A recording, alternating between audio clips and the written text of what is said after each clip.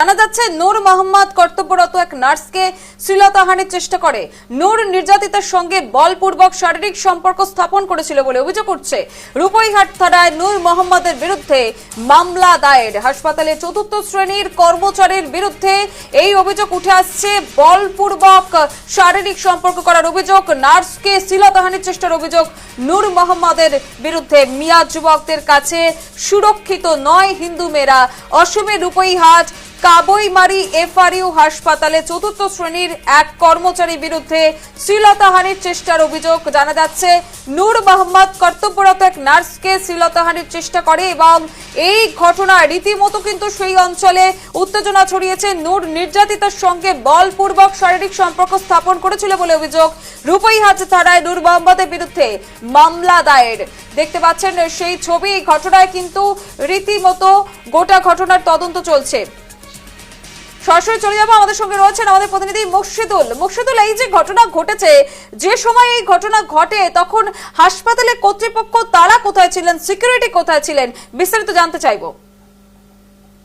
হ্যাঁ দেখো, যে বলতে পারি যে নগাঁও জেলার যে সামাগুড়ি ছিল, সেই সামাগুড়ি থেকে দেখা যাচ্ছিল যে কাউলমারি এফআরইউ যে হাসপাতাল ছিল, আর সেই হাসপাতালে ৭৪ শ্রেণীর যে কর্মচারী ছিল নূর মোহাম্মদ ও এক নার্সকে দেখা যাচ্ছিল মানে অশ্লীলতার চেষ্টা করেছিল। যদি সেই সময় মধ্যে দেখা যাচ্ছিল হাসপাতালে রাত্রে প্রায় ৮টা থেকে ৯টার ভিতরে এই কাণ্ডটি ঘটেছিল। আর সেই সময় মধ্যে দেখা যাচ্ছিল হাসপাতাল চিকরি ঘাটের বাইরে ছিল। যদিও সেই সময় মতো ওই নার্স তার নিজের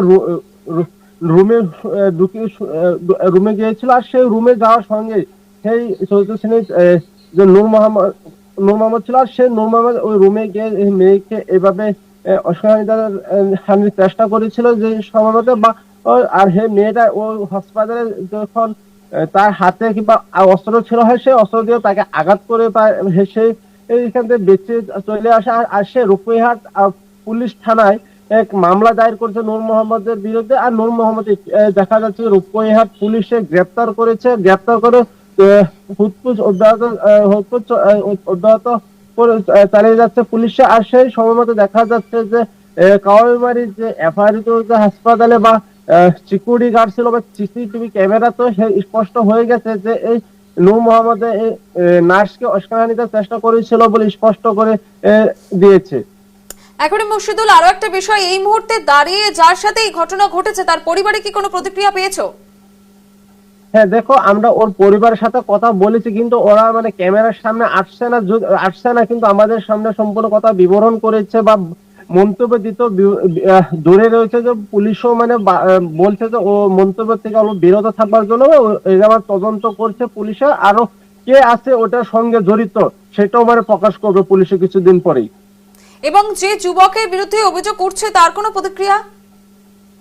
না, তার প্রতিক্রিয়া, ওকে রূপইহাট পুলিশে ইতিমধ্যে গ্রেপ্তার করেছে। আর সে গ্রেপ্তারে থাকার জন্য ও নিজে স্বীকার করেছে যে মেয়ের সাথে অশ্লীলতার চেষ্টা করেছিল, কিন্তু ক্যামেরার সামনে কোনো বক্তব্য দেয়নি। এখনই মুর্শিদুল, অনেক ধন্যবাদ। এতক্ষণ সরাসরি আমাদের সঙ্গে ছিলেন আমাদের প্রতিনিধি মুর্শিদুল। এবং যে ছবিটা উঠে আসছে রূপইহাট আবক্ষী স্টেশন, অর্থাৎ যে ছবিটা দেখতে পাচ্ছেন রূপইহাটের কাবইমারি এফআরইউ হাসপাতাল, সেখানে ছবি। চতুর্থ শ্রেণী কর্মচারীর বিরুদ্ধে শ্লীলতাহানির চেষ্টার অভিযোগ।